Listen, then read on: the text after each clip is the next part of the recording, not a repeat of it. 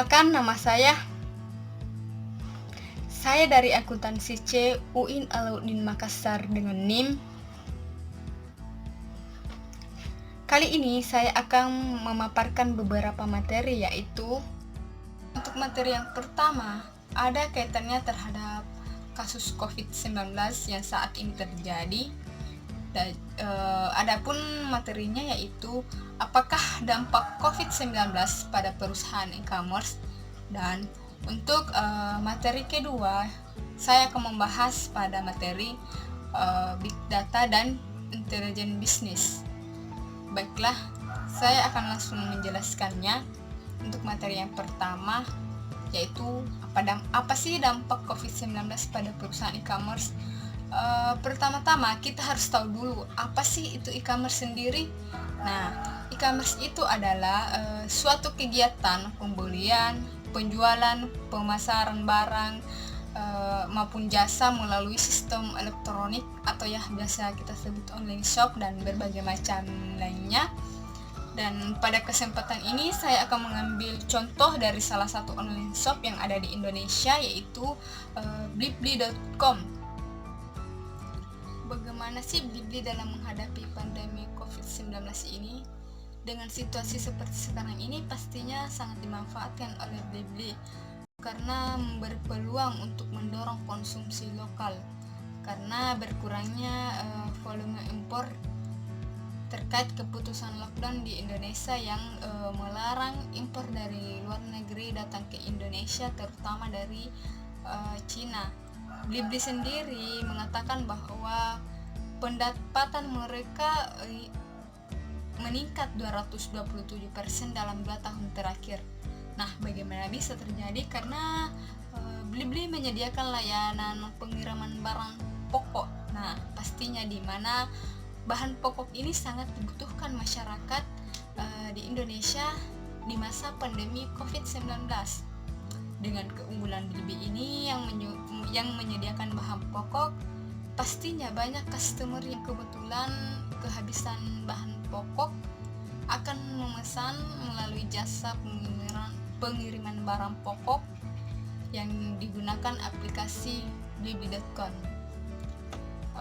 Sejalan dengan arahan dan instruktur dari pemerintah, Blibli juga menerapkan konsep social distancing, termasuk di warehouse pengiriman barang kurir Blibli Express Service atau biasa disebut BES, di mana kurir dibekali dengan masker dan sarung tangan yang dimana supaya hal tersebut membuat para customer merasa nyaman dan merasa aman.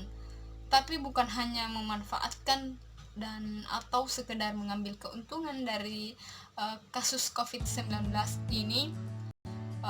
Blibli dengan di-guide oleh benih.com juga bekerja sama untuk mengumpulkan donasi pembelian APD atau alat pelindung diri untuk dokter, perawat, dan para tenaga medis yang sedang berjuang dalam menghadapi kasus ini. Blibli juga tentunya mengajak para pelanggan yang ingin berdonasi lewat penukaran Blibli Rewards atau voucher yang bisa langsung ditukar. Apa itu Big Data?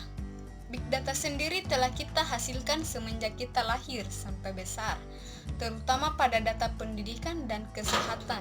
Secara sederhana, Big Data adalah himpunan data yang sangat besar yang tidak mampu diolah oleh sistem komputer dan perangkat lunak konvensional dan memiliki karakteristik tertentu. Ya, itulah tadi materi untuk dampak COVID-19 pada perusahaan e-commerce yang tentunya perusahaan e-commerce sendiri mempunyai keuntungan di masa pandemi COVID-19, tapi bukan hanya mengambil keuntungan tapi berkontribusi untuk membantu para tenaga medis yang ada di Indonesia, terutama untuk Blibli sendiri. Dan saya lanjut saja untuk materi kedua, yaitu Big Data dan Intelligent Business. Kedua yaitu varietas. Varietas adalah salah satu karakter Big Data, di di mana data-data yang dihasilkan terdiri dari beberapa jenis variasi seperti teks, foto, video, dan lain-lain. Adapun hal-hal yang menghasilkan big data yaitu Internet of Things, di mana benda-benda di sekitar kita berkomunikasi satu sama lain.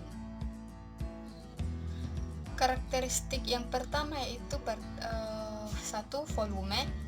Dalam big data, volume atau ukuran data yang dihasilkan sangat besar. Apabila jika digambarkan pada tahun 2012, kita menghasilkan 2,3 triliun gigabytes data setiap harinya. Apabila diperkirakan pada tahun ini, data yang dihasilkan mencapai 4,3 triliun gigabytes.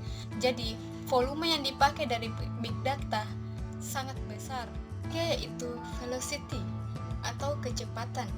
Jika big data menghasilkan banyak data-data yang harus dianalisis, maka velocity atau kecepatan sangat dibutuhkan dalam big data.